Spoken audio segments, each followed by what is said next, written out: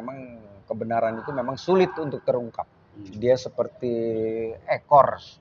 seekor cicak. Nah, sama seperti kasus Tanur nih. Ronald Tanur. Ronald Tanur. Guys, ada ungkapan ini dari penulis Rusia, Turgenev, bahwa kebenaran itu, Turgenev kalau di Jawa Tugino. Kebenaran itu ibarat seekor cicak. Yang kalau kita bunuh itu, kita pukul, yang menggelepar itu ekornya, Sementara cicaknya sendiri lolos. Jadi ya biasanya memang kebenaran itu memang sulit untuk terungkap. Dia seperti seekor cicak. Nah, sama seperti kasus Tanur nih. Ronald Tanur. Gila itu. Kasus sangat gila itu. Ketika terjadi kasus itu geger itu semua. Indonesia geger sekali itu. Gimana seorang lelaki itu memukul, melindas perempuan pacarnya ya, dalam keadaan mabok, dan itu ada CCTV-nya, kelihatan CCTV-nya, dipukul botol, dan hasil visum juga menunjukkan bahwa ada benda tumpul. Tetapi di dalam persidangan tiba-tiba majelis hakim memutuskan bebas dan tidak terbukti dengan hanya satu dasar katanya. Matinya karena alkohol, kandungan alkohol. Lah, kok bisa ngambil kesimpulan yang naif? Ada dua itu kalau di pengadilan itu. Dakwaan primer, subsidiar. Biasanya ya. Primer itu kan tadi tuh, mati karena dilindas. Nah, hakim kalau menurut gua ya, bukan mencari pembenaran. Pertanyaannya kan, dia mati karena apa? Iya. Mungkin benar, mungkin ya, bahwa dia mati karena alkohol, mungkin. Iya. Tetapi kan ada dakwaan subsidiar. Subsidiar itu yang tidak bisa dibantah itu penganiayaan. Penganiayaan.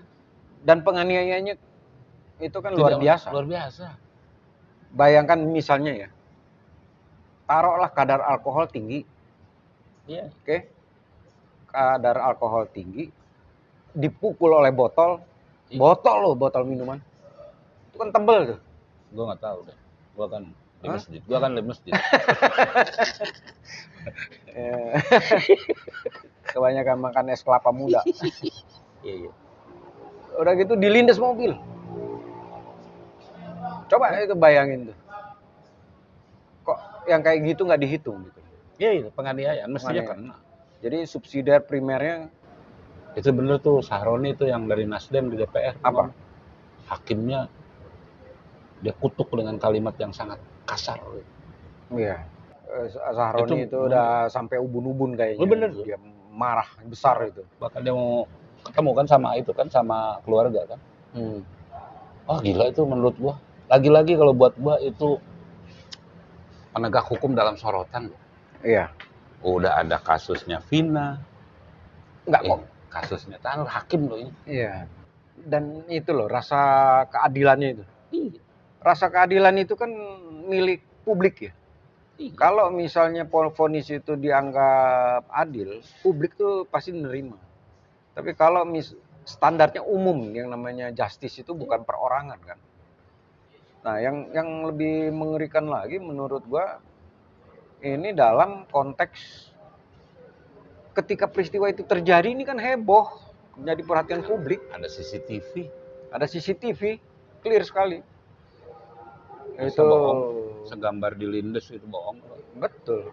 Jadi ini luar biasa ini nih, kasus Tanur ini nih. Buat gua lagi-lagi penegak hukum dalam sorotan. Ya, kayaknya memang ini nih abad ini bukan satu dekade inilah. Ini Ya, wajah hukum kita carut marut carut ini. marut, carut marut. Ada kasus Sambo, ada kasus Saka Tatal, Vina, ada kasus Tanur.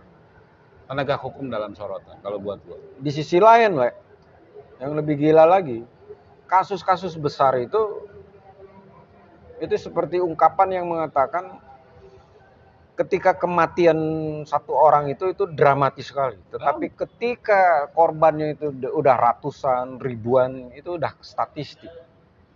Nah, sementara kayak misalnya kayak sekarang ini nih, case-case triliunan. Tapi nguap gitu aja, Le.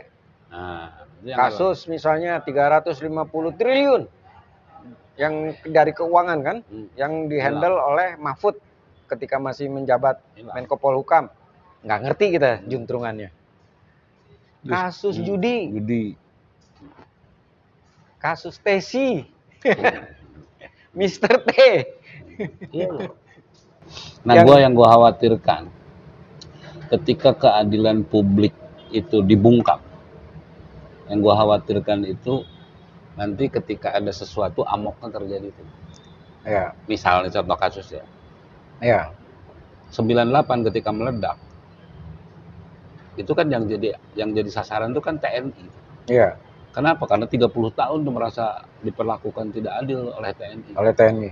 Sekarang ketika orang sudah ngerasa tidak percaya lagi para penegak hukum, nah ketika meletus sesuatu itu yang gua khawatirkan.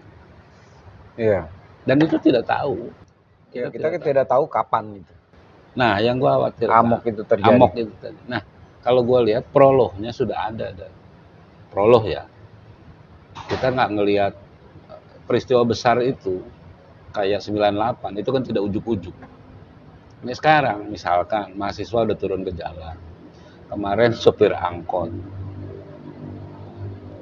Nanti ada kelompok mana, itu kan prolog, pemanasan menjelang sebuah peristiwa besar. Ya.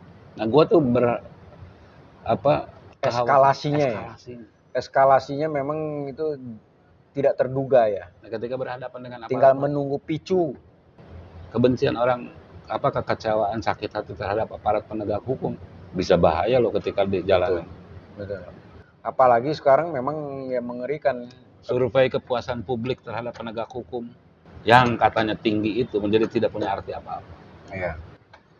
Jadi kayak sekarang ini kita lihat di jalanan ya, itu forwarder dan macam-macam bisa kayak gitu. Itu kan juga menyinggung, menyebalkan keadilan, menyebalkan, menyinggung rasa keadilan karena lagi macet ini dia minta jalan. Kayak mau menyelamatkan negara ya. Itu dia, padahal sama-sama. Siapa lagi itu, dan undang-undangnya kan jelas itu. Ambulans, pemadam kebakaran, presiden. Itu clear. Sekarang menteri aja udah kayak apa, berkuasanya kayak apa di jalan itu. Itu dia.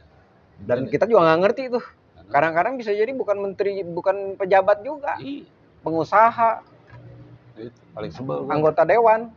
Gue mah nggak pernah kasih jalan deh. Sama, gue juga nggak pernah ngasih jalan. Kalau ambulan gue kasih. Nah, jadi gue juga menginikan tuh guys, kita untuk tidak pernah mengasih jalan untuk yang tidak berhak kita kasih jalan. Apalagi kalau yang rotator gitu tanpa patwal. Ya, karena orang-orang yang suka sok berkuasa itu kadang-kadang memang harus dapat sanksi sosial. Sanksi sosialnya apa? Ya mungkin dari masyarakat sendiri, dari kita. Mengerikan. Kasus Ronald Tanur kalau buat gue mengerikan.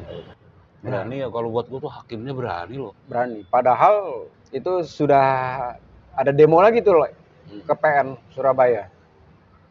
Nah kebetulan ketua PN-nya sama tuh namanya sama gue deh. Apa? Dadi Rahmadi. Maksa. Dia menemui massa. Dia menemui massa. Dia mengakui bahwa pemilihan hakim itu bukan dia yang memilih. Karena dia datang ketika itu sudah ditunjuk. Tetapi dia juga bilang, dia meyakini kepada keputusan hakim itu. Ya nggak mungkin, dia nggak yakin. Betul, karena hakim kan. Begitu putus vonis dia mengambil keputusan, ya sudah, itu dianggap kebenaran kan. Tapi di antara hakim itu nggak ada yang dissenting opinion ya? Nggak ada, tiga-tiganya. Nah, dua ini yang punya prestasi juga yang untuk kasus yang lumayan menarik ya. Jadi salah satunya itu gue lupa siapa namanya tuh. Tapi Dia itu memvonis mati istri dari hakim yang selingkuh dan membunuh gua tuh hakim yang keluar. suaminya. Dia hakim kan, hakim Iya. yang mengadili Tanur kan, Iya. menemui demonstran kan. Hmm.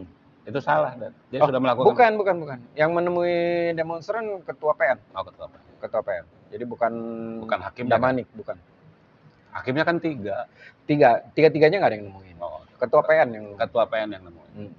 Dia yang mengatakan hakimnya benar. Ketuaan. Dadi Rahmadi.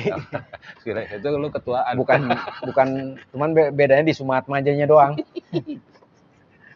Tapi buat gua mengecewakan lah itu. Iya. Lalu menurut lu gimana guys? Sepakat nggak guys? Gimana guys? Oke guys, saya bangga, saya resah, saya Indonesia. Kalian?